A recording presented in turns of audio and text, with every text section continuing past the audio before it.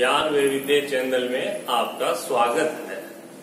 मैं आज आपको बताऊंगा भारतीय संस्कृति का विश्व में प्रचार प्रसार, इसका उत्थान विश्व में कैसे हो। तो पिछले कालांश में मैंने आपको थोड़ा बताया था, उससे आज आगे बताऊंगा।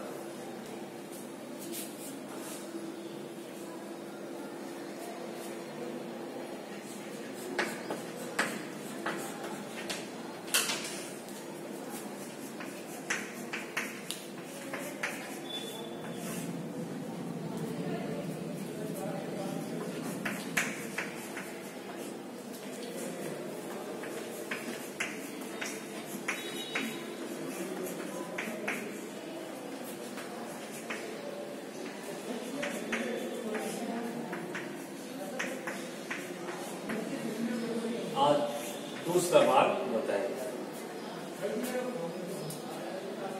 भारतीय संस्कृति और सभ्यता का प्रचार। तो किस प्रकार से भारतीय जो संस्कृति है, इसका विश्व में कई देशों में यह सभ्यता वहां तक कैसे पहुंची, यह काफी ऐसा सभ्यता का जो प्रचार प्रसार होता है वो एक दिन में नहीं होता है, इसमें कई वर्ष लग जाते हैं। तो भारत है उस समय शिक्षा नगरी थी। विदेशों से बालक बालिकाएं यहाँ पढ़ने के लिए आते थे और उन्होंने हमारी संस्कृति, संस्कृत साहित्य पढ़ा और उसके अंदर उनको यहाँ की जो सभ्यता है, यहाँ के जो रीति रिवाज है, रहन सहन है, वो बहुत ही अच्छे लगे। उनमें उनको अच्छी बातें लगी, इसलिए उन्होंने भारतीय संस्कृति को अपना करके अपने देश में जा करके वहां पर यह संस्कृति शुरू की। तो कालांतर में क्या हुआ, धीरे धीरे यहाँ की संस्कृति है, भारतीय संस्कृति सभ्यता है, वो विश्व में गई और वहां पर उसको लोगों को अच्छा लगा तो उन्होंने अपनाना शुरू कर दिया और काफी हद तक अपनाई। और जो भारतीय संस्कृत के जो ग्रंथ थे उनका अपनी भाषा में अनुवाद किया और वहाँ भारतीय संस्कृत वहाँ पढ़ाना शुरू किया और वो उसका प्रचार प्रसार फैलने लगा और लोगों ने वहाँ पर ये अपनाई। तो क्या हुआ कि यहाँ की सभ्यता भी उनकी सभ्यता में जा मिली, कई हमारी भारतीय संस्कृति है वो फैली, कुछ वहाँ की मिली। इस प्रकार से मिली जुली संस्कृति का एक नया रूप प्रकट हुआ, भाषा और साहित्य।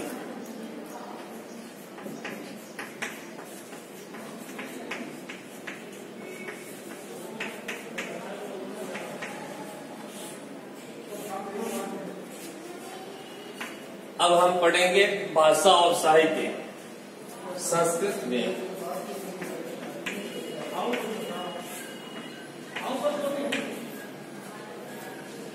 लिखे गए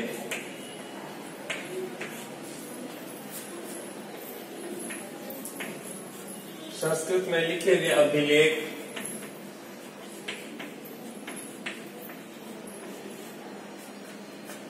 बर्मा, श्याम, मलय, पौनिया, मलय, प्रायद्वीप,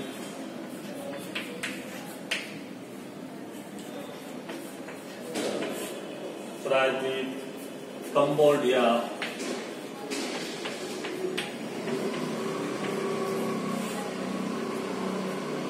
अन्नाम, सुमात्रा,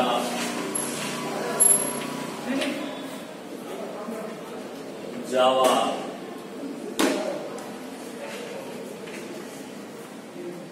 और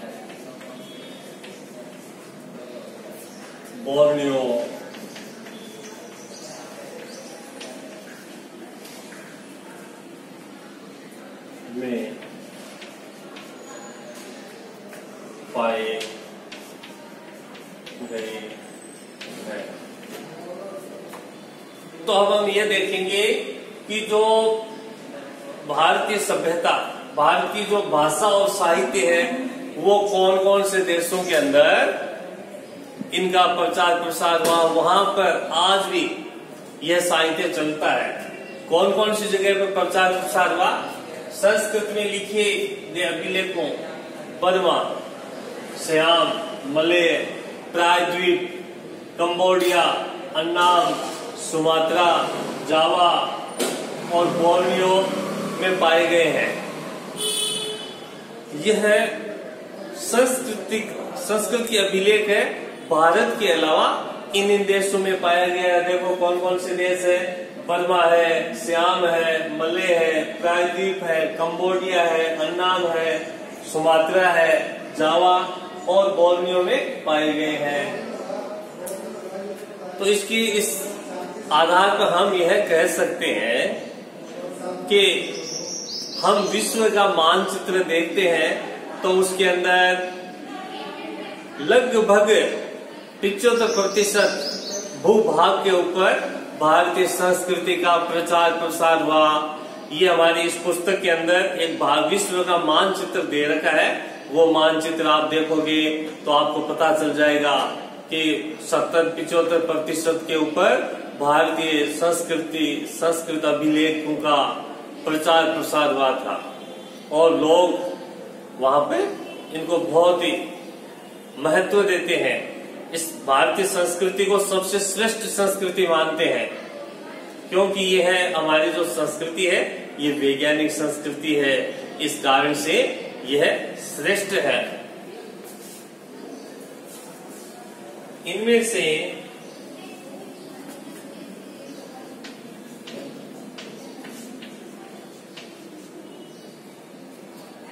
सबसे प्राचीन लेख ईसा की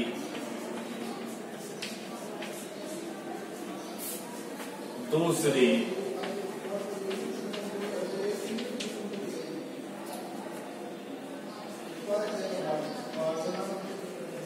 तीसरी शताब्दी के हैं।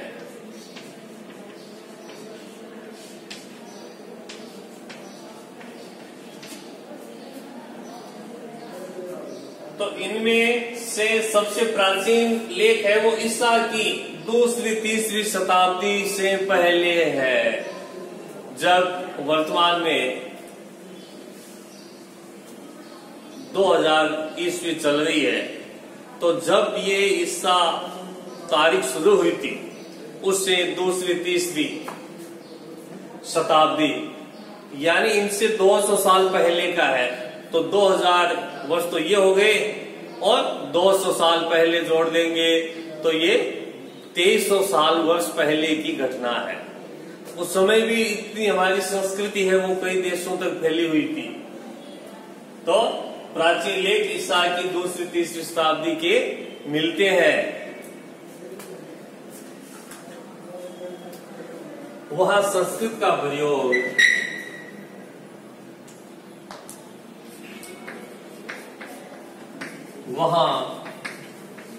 संस्कृत का प्रयोग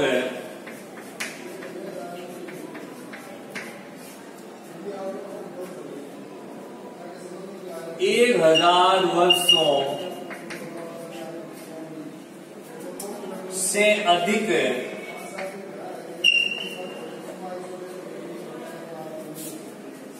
काल तक होता रहा।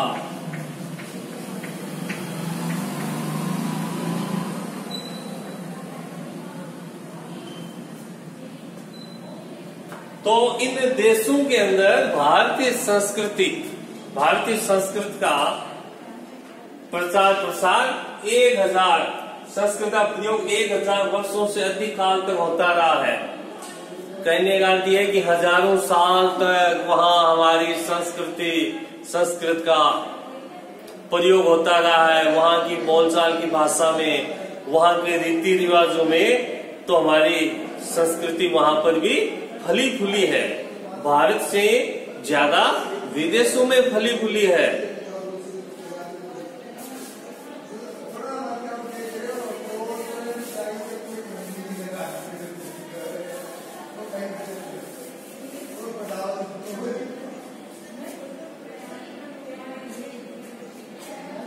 कंबुज में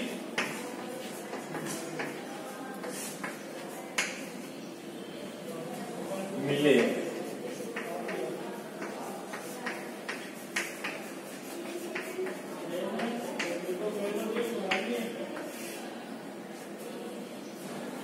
की संख्या न केवल इनसे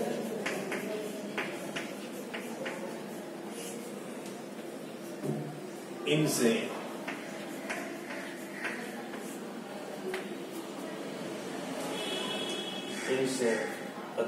साहित्य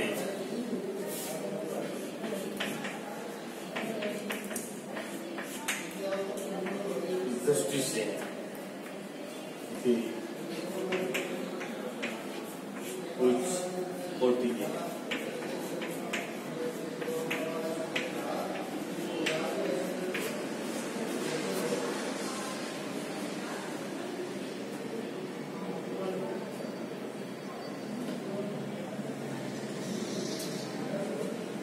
तो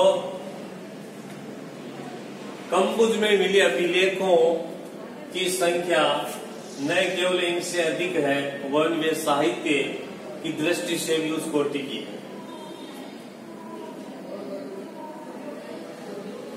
हिंद चीन के अधिकांश भागों के अंदर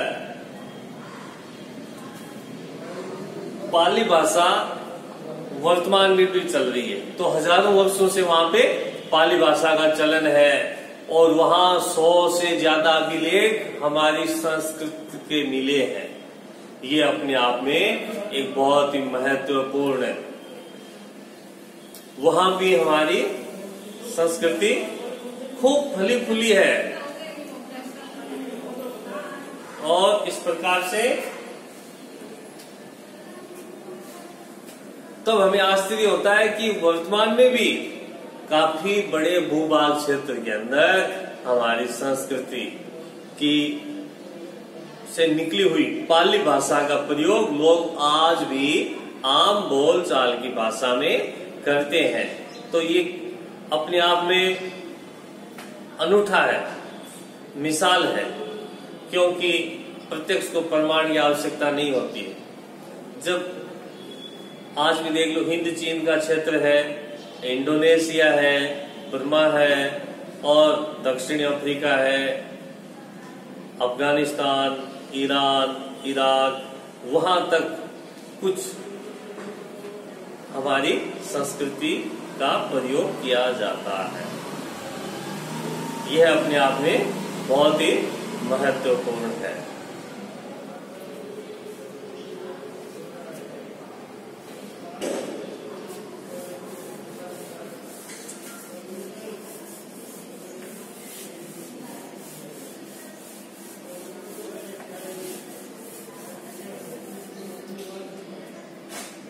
अब है धर्म।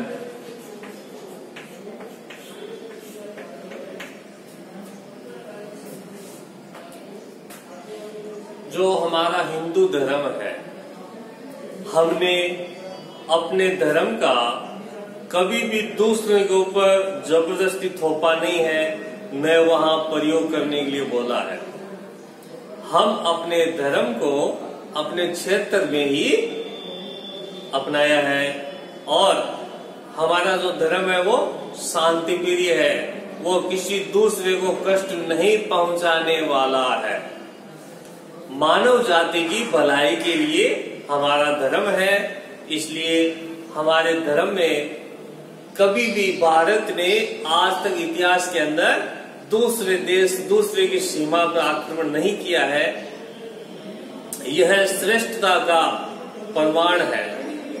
भारत विश्व गुरु था। भारत एक कभी किसी समय शक्तिशाली था, उसको कोई टक्कर नहीं दे पाता था। रामायण काल में देख लो, महाभारत काल में देख लो, तो उन्होंने कभी भी केवल दुष्टता को ही, जो राज्य दुष्टता करता था उसी को सबक सिखाया है, न कि अपनी संस्कृति, हिंदू संस्कृति को विदेशों में भारतीय संस्कृति को फैलाया है।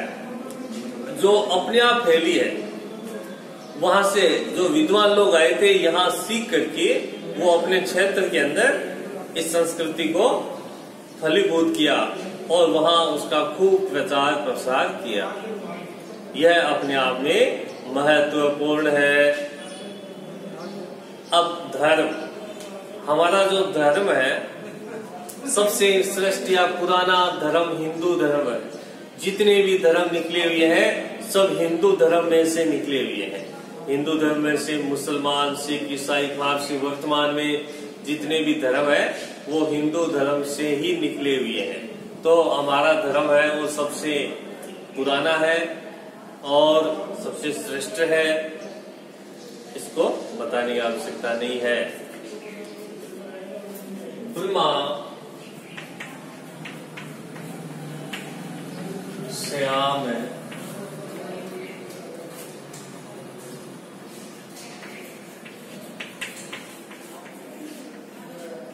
बौद्ध है, धर्म है,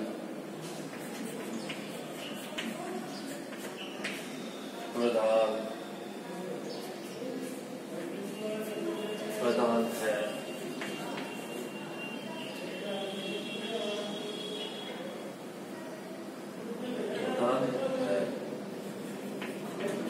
इसका एक श्रेष्ठ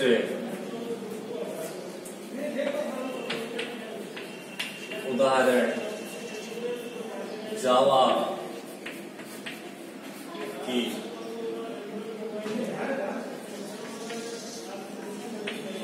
बहुत लोकप्रियता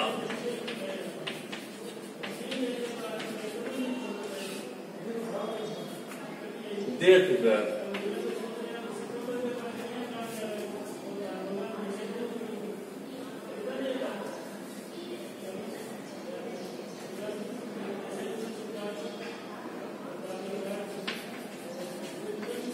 मूर्ति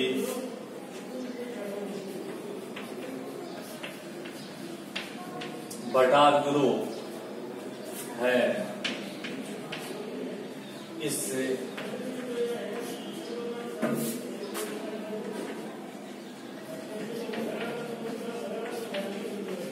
मूर्ति की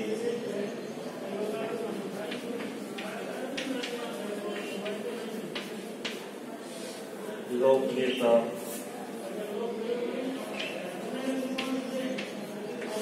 देखकर अनुमान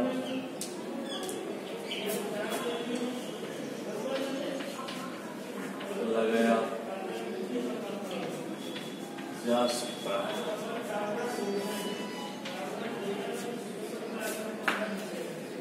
जो हमारा धर्म है, संस्कृति है, हिंदू भारतीय धर्म है, ब्रह्मा और श्याम में बौद्ध धर्म प्रधान है।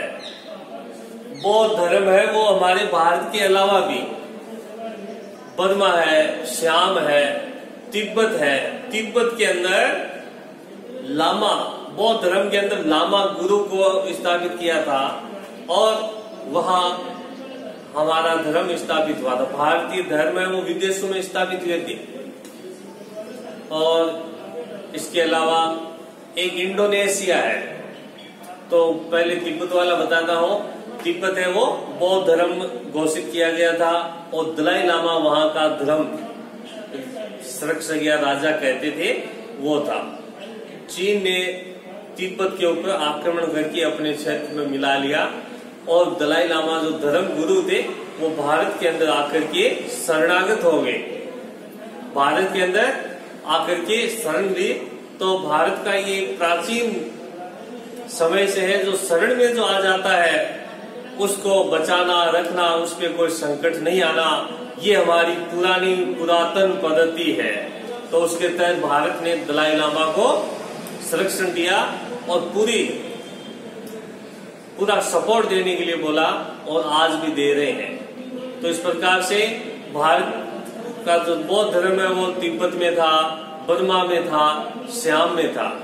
अब एक बात में, इंडोनेशिया है वो मुस्लिम कंट्री है, वहां मुसलमान है, लेकिन वहां हमारी संस्कृति है, संस्कृत पढ़ी जाती है, संस्कृत के श्लोक बोले जाते हैं, वहां की भाषा है वो संस्कृत में से निकली हुई है और हमारी भारतीय संस्कृति इंडोनेशिया में आज भी विद्यमान है। इससे बड़ा उदाहरण क्या होगा? भारतीय संस्कृति मुस्लिम जो देश है उसमें आज भी जीवित है और काफी फली फूली है। वहां हमारे ग्रंथ है, उनका भी वहां अनुवाद किया गया था और लोग उनको मानते हैं। तो यहाँ एक भटार दूर की मूर्ति थी, कहाँ? बर्मा में। इस भटार गुरु की मूर्ति की लोगों में इतनी लोकप्रियता है, वो हम वहां देख करके अनुमान लगा सकते हैं। उस मूर्ति को लोग आकर के उनके आगे नतमस्तक होते हैं, तो उससे अनुमान लगा सकते हैं कि लोगों में कितनी धार्मिक, इस मूर्ति के प्रति, धर्म के प्रति कितनी अंदर से, मन से उनके प्रति अथाह प्रेम है। तो इस प्रकार से भटार गुरु की मूर्ति है, वो देख करके हमारे धर्म का अनुमान लगा सकते हैं। अब समाज,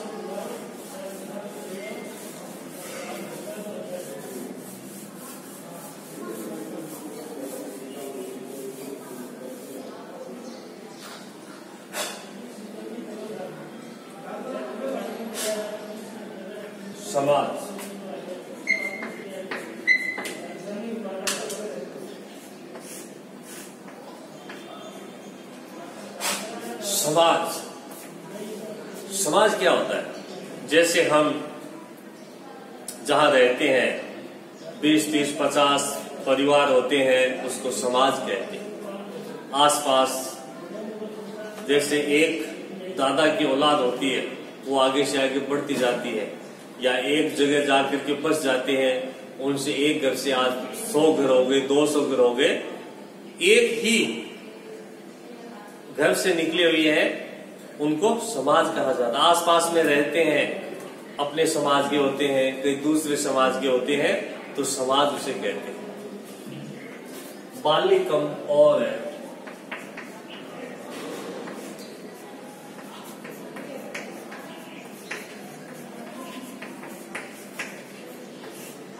बाली और कंबोज के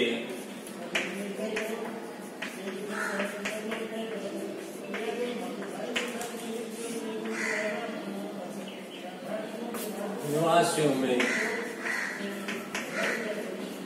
जाति व्यवस्था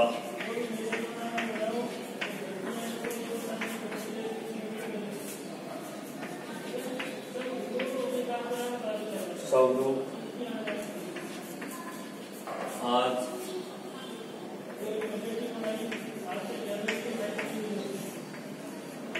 दिखता है, वह है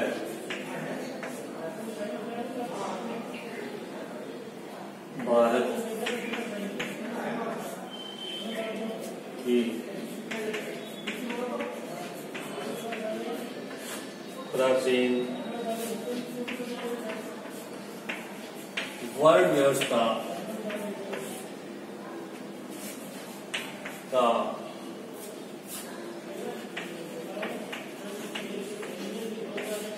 उदाहरण है। समझ सकते हैं।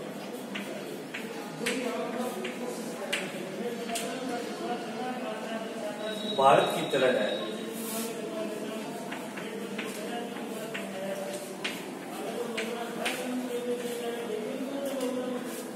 स्थिति, की।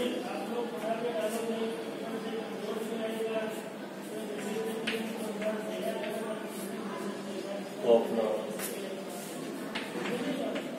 भक्ति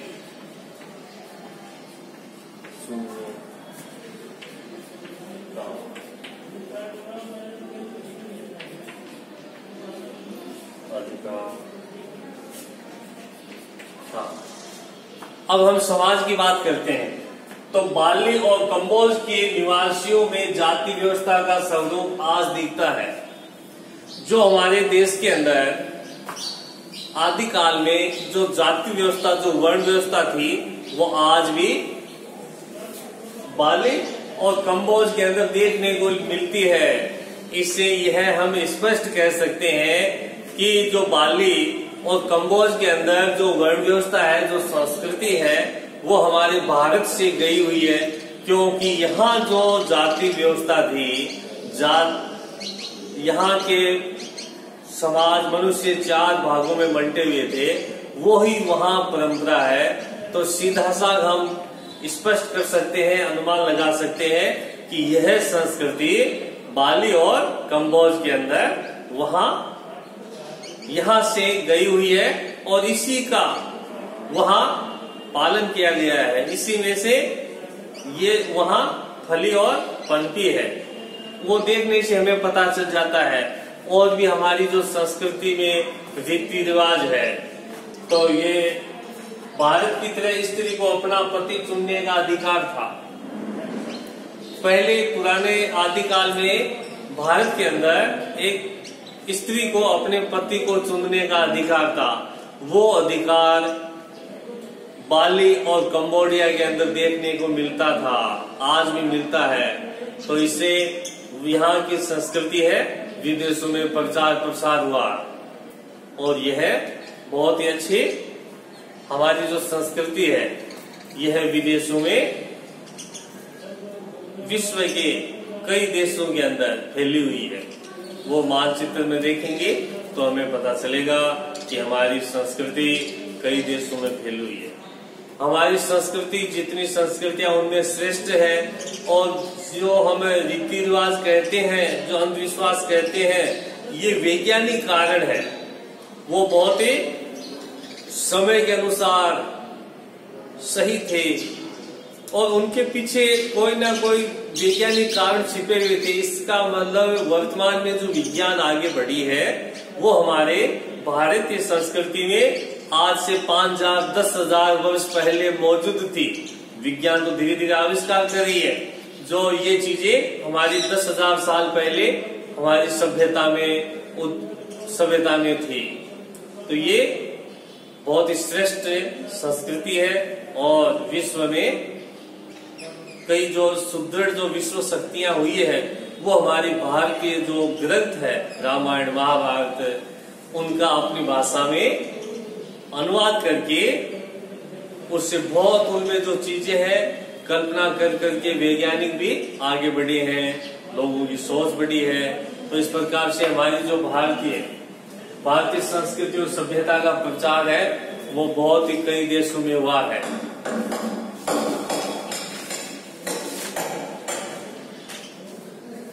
कला, अब नया बिंदु आता है कला।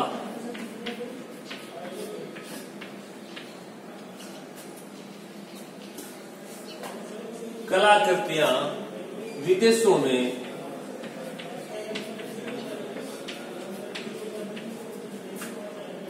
भारतीय कलाकृतियां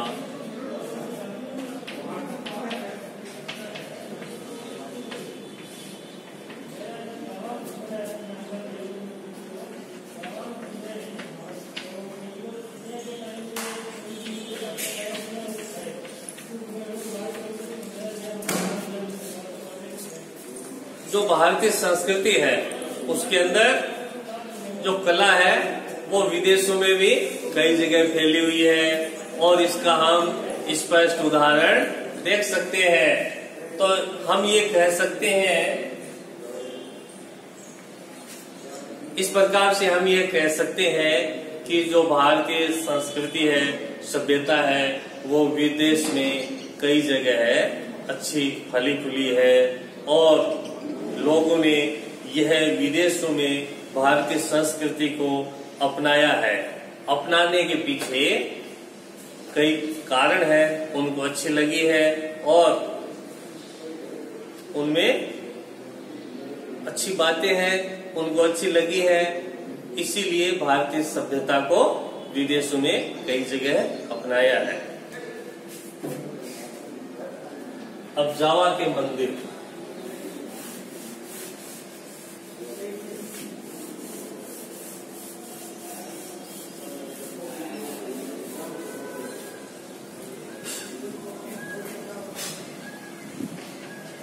जावा के मंदिर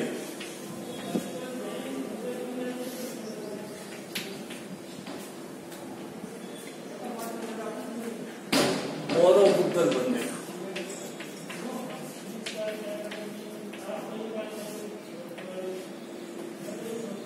मंदिर।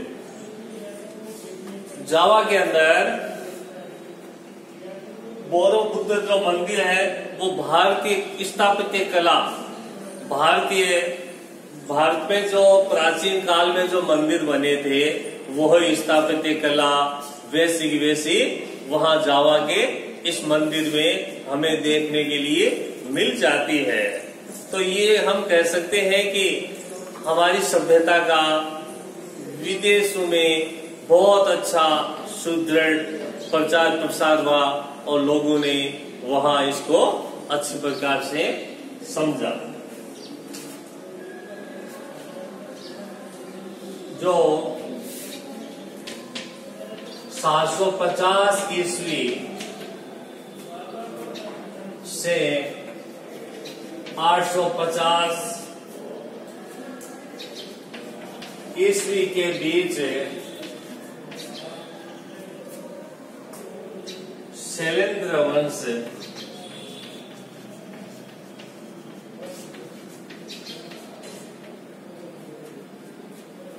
के शासकों ने बनाया।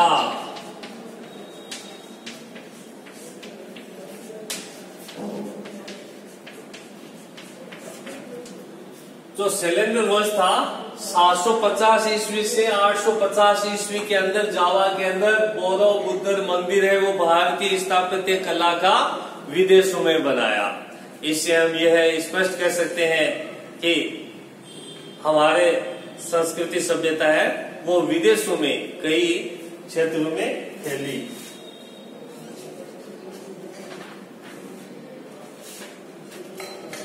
अब है कंबुज के मंदिर।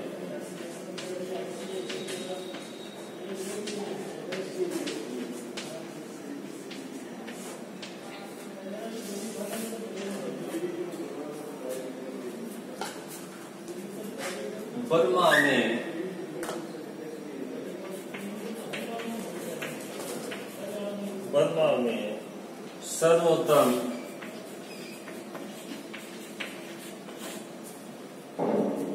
मंदिर है।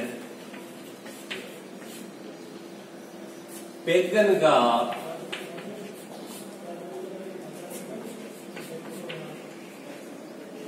आनंद मंदिर है।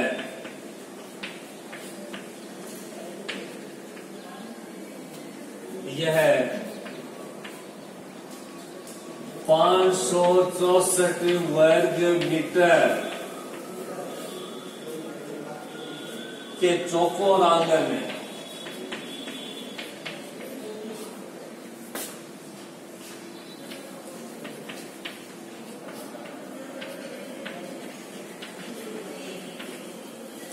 में स्थित है।